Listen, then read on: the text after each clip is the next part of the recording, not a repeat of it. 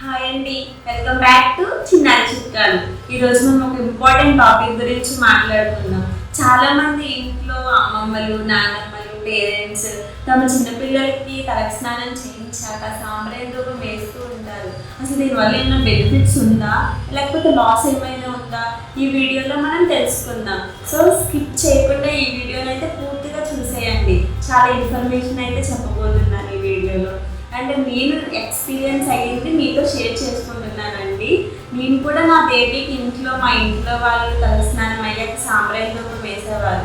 పెద్దవాళ్ళు ఏం చెప్పారంటే సాంబ్రాణి ధూపం వేయడం వల్ల డ్రై అయిపోతుంది హెయిర్ త్వరగా, అండ్ జలుబు కూడా రాదు, త్వరగా హెయిర్ డ్రై అయిపోవడం వల్ల జలుబు రాదు, ఇది వెయ్యాలి అని వాళ్ళు చెప్తూ ఉంటారు. ఎందుకంటే ఇది పూర్వం నుంచి చిన్నపిల్లలకు వేస్తూ ఉన్నారు. సో వాళ్ళు ఆపద్దు అని అన్నారు, వెయ్యాలి, ఇది మంచిది అని అన్నారు. కానీ ఇది చాలా పోవచ్చేస్తుందండి. ఎందుకు ఇంత పోవచ్చేస్తుంది, ఏమన్నా హామ్ అవుతుందా బేబీకి అని నేనైతే చాలా కంగారు పడ్డాను. సరే ఒకసారి దీని గురించి అయితే మనం తెలుసుకుందామని నేను రీసెర్చ్ చేశానండి. సో వాళ్ళు చెప్పింది అయితే పెద్దవరకు ఇంతవరకు కరెక్టే.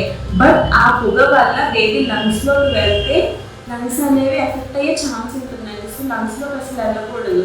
సో బేబీస్ బాడీలో వాళ్ళ పార్ట్స్ అనేవి చాలా సెన్సిటివ్గా ఉంటాయి. ఇలాంటి వాటిని చాలా దూరంగా ఉంచాలి. అండ్ మీరు అంతగా వేయాలి అని అనుకుంటే దూరంగా పెట్టి తక్కువ సాంబ్రాణి వేసి వాళ్ళకి చూపించండి. తొందరగా డ్రై అయిపోతుంది అండ్ వాళ్ళకి కొంచెం హెయిరే ఉంటుంది. ఎక్కువసేపు పెట్టకండి, కాసేపు పెట్టండి, ఆరిపోతుంది ఆటోమేటిక్గా అండ్ జలుబు కూడా రాదు.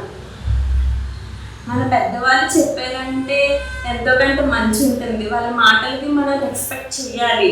వాళ్ళు చెప్పిన దాంట్లో మంచి ఉంటుంది. బట్ ఈ జనరేషన్కి మనం దీన్ని కూడా ఫాలో అవుతూ ఉండాలి. వాళ్ళ మాటకి గౌరవం ఇవ్వాలి అండ్ దీనికి కూడా మనం ఫాలో చేసుకుంటూ ఉండాలి. అండ్ నెక్స్ట్ వచ్చేసి మనం ఆ హీట్ని, చిన్నపిల్లల హెడ్ చాలా పెద్ద అయిపోతుంది అండ్ నోస్ అనేది పెద్దగా ఉంది అని ఆ వేడిని ఇలా కాస్తూ ఉంటారు. బట్ దానివల్ల ఏమి చిన్నగా అవ్వదండి. ఎదిగే కొద్దీ అవి చిన్నగా అయిపోతూ ఉంటాయి. వాళ్ళ బాడీ తక్కువ బట్టి అది చిన్నది అయిపోతుంది.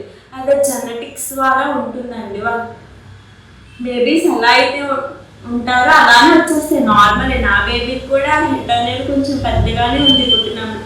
బట్ అది నార్మల్ అయిపోయింది. మంత్ తెలియకపోతే అది నార్మల్ అయిపోయిందండి. దాని గురించి చాలామంది పేరెంట్స్ భయపడిపోతూ ఉంటారు. అండ్ ఆ వేడిని బొడ్డుకు కూడా ఇలా అద్దుతూ ఉంటారు. బొడ్డు లోపలికి వెళ్ళిపోతుంది, లేకపోతే అలా పైకి ఉంటుంది అని అంటారు. అలా ఏముండదండి, దాని అంటారు అదే లోపలికి వెళ్ళిపోతుంది. సో టైం అన్నది పడుతుందండి. దేనికైనా ఇమీడియట్ రిజల్ట్ అయితే రాదు కదండి. సో మంత్ వైజ్గా తగ్గుతూ వస్తుంది హెడ్ సైజ్ అనేది.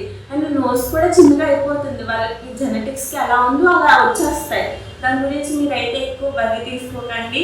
అండ్ సాంబ్రాణి ధూపం కూడా దూరంగా పెట్టి వాళ్ళకి చూపించండి. చాలా ఎఫెక్ట్ చూపిస్తాయి అనేది.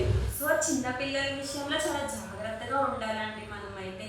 మీకు ఏమన్నా తెలియకపోతే నా కామెంట్ సెక్షన్లో కామెంట్ చేయండి. నేను ఏ విషయమైనా మీతో షేర్ చేసుకుంటాను. నేను ఎక్స్పీరియన్స్ అయ్యింది మీతో షేర్ చేసుకోవడానికి నేను రెడీగా ఉన్నాను. సో నా వీడియో అయితే మీకు నచ్చినట్లయితే do like, share and subscribe my YouTube channel. మరిన్ని వీడియోస్ కోసం చిన్నారి చిట్కాలను సబ్స్క్రైబ్ చేసుకోండి. మెయిన్గా బెల్ క్లిక్ చేయడం మర్చిపోకండి. Thank you.